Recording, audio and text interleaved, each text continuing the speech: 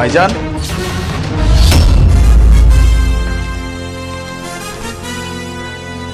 আলিফ ভাই তুই আইছস? হ্যাঁ আমি আসছি, কিন্তু তোমরা এইভাবে ফ্লোরে বসে খাচ্ছ কেন?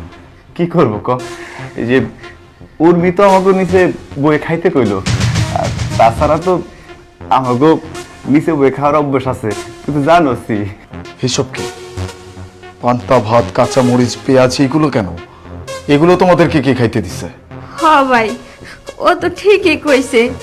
আমরা হইছি গ্রামের কামলা মানুষ, আমাকে তো প্রতিদিন পান্তা ভাতার কাঁচা মরিচ খাওয়ানোর অভ্যাস। এই জন্যই উর্মি আমাকে এগুলা খাইতে দিছে। আমাকে এগুলা খাইতে কোনো অসুবিধা হবে না, ঠিক না? উর্মি, উর্মি,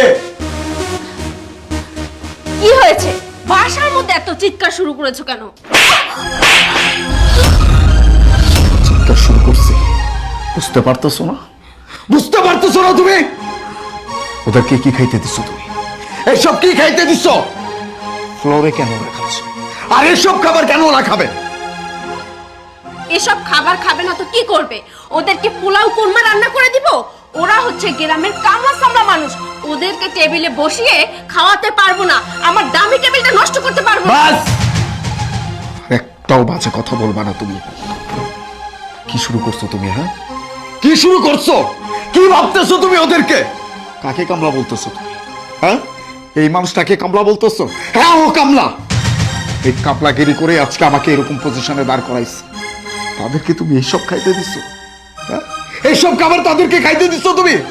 এই তোমার বিবেকে কি একটুও বাঁধলো না? ওরা আমার ভাই, আমার ভাবি।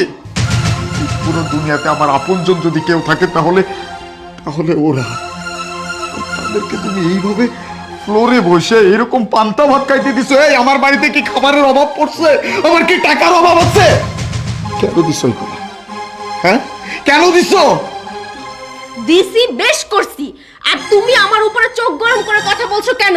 শোনো, আমার বাড়ির খাবার আমি কি করব না করব সেটা আমার ব্যাপার। আর তাছাড়া এই যে তোমার ভাই ঢ্যাং ঢ্যাং করতে করতে গ্রাম থেকে ঢাকার শহর চলে আসছে, বাসায় কিছু নিয়ে আসছে, হ্যাঁ, খালি হাতে আসছে। তাদেরকে এর চাইতে বেশি আর কি খেতে দিব? আলিফ, উর্মি মনে হয় ভুলে গেছে, আমরা বাড়ি থেকে আসার সময় না পুকুর থেকে। আলিফ, উর্মি, কে আসলো আবার? গ্রামের চাষা বুঝো চলে আইছে রে, কি গন্ধ মিষ্টি রে। কি করতেছো ছোট বউ? আমি তোমাকে লেগে গ্রাম থেকে, আমাকে পুকুর থেকে দেখো বড় একটা মাছ মেরে লিয়ে আইছি।